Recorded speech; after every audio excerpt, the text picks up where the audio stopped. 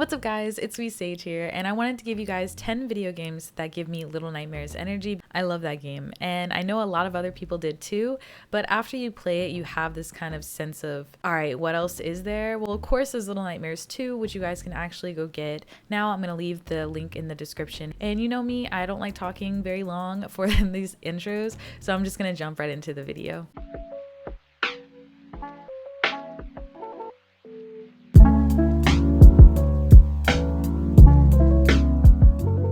The first game we have is called Limbo. A lot of people that played Little Nightmares absolutely adored this game as well. You're this young boy who is looking for his sister, and he's trying to find out what happened to her soul, and so he's tracing through Limbo trying to find her.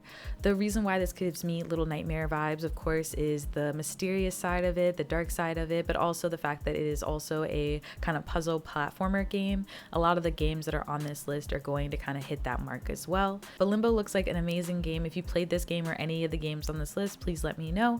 But we're gonna go ahead and move on to the second game, and the second game that I feel like gives me Little Nightmares energy, of course, is Inside. Whenever you mention Limbo, you have to mention Inside because they really go together extremely well. They were actually a bundle deal for a lot of people on Xbox and also on Steam. I believe they would sell them together. I don't know if they're still a bundle deal. If they are, I'll let you guys know in the description down below. Inside, I did personally play myself. It is a very creepy, mysterious 2D game as well. You're playing as a young boy who is in a post-apocalyptic world where people are easily mind controlled, so you use mind control in order to figure out certain puzzles. This game is really fun, and because of that reason it has a very interesting turn towards the end and leaves you kind of confused at the very end, but it's an absolute amazing game. The next game that I again personally have played is called Bendy in the Ink Machine. You're looking for a message or something from your old boss slash coworker,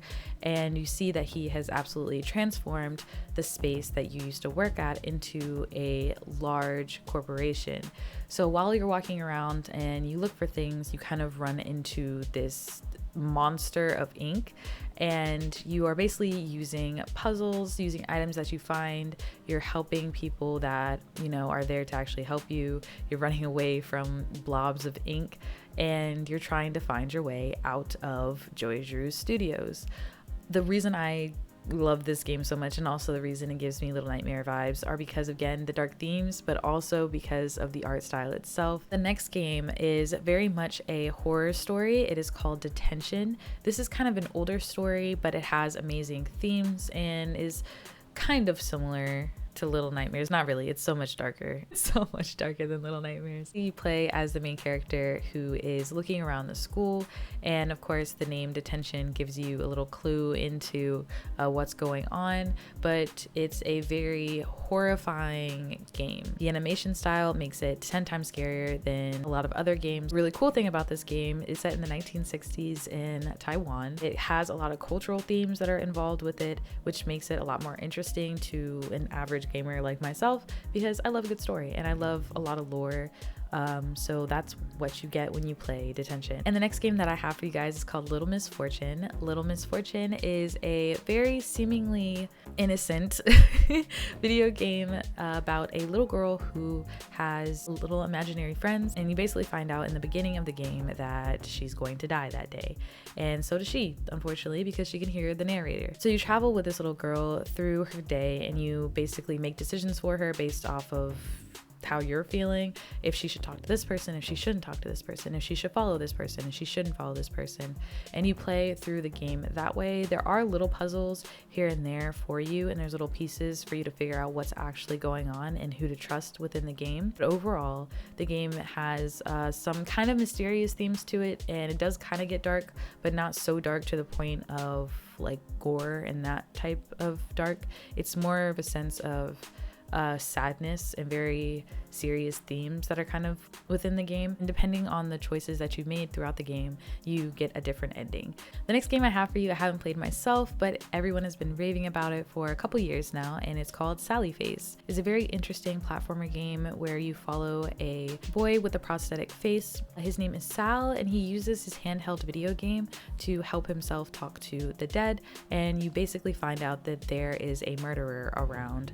So Sal Al and his two friends go on this very dark adventure trying to find out who this murderer is. Overall, this game was super cool looking. I can't wait to play. It's definitely been on my wishlist for a while. The next game I have for you guys is called Stela. Stela is a super beautiful game, and Stela follows a young woman who witnesses the final days of a mysterious ancient world.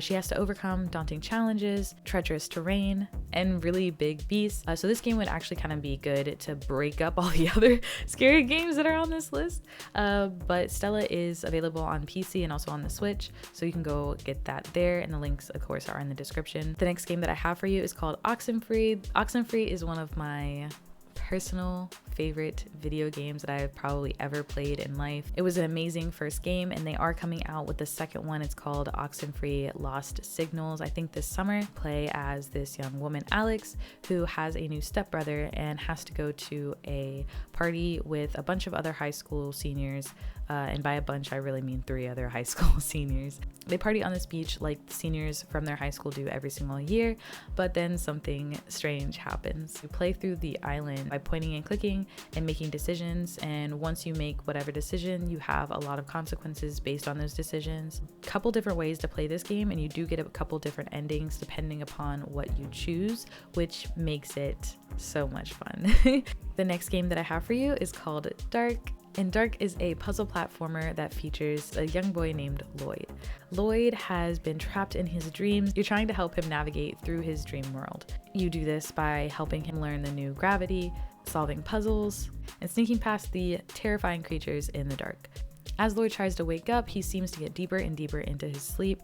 So this game is a very interesting concept. Definitely a thriller, and the art style is very, very cool. The cool thing about this game is that it's the complete edition, which means that you get all of the DLCs and you get to enjoy the project in its entirety. This next game called Contrast.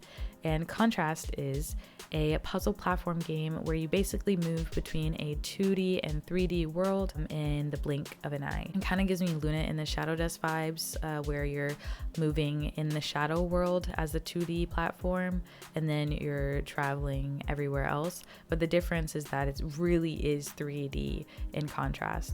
But it's set in the 1920s in France. The beautiful thing about this game is, of course, the art style is very, very interesting.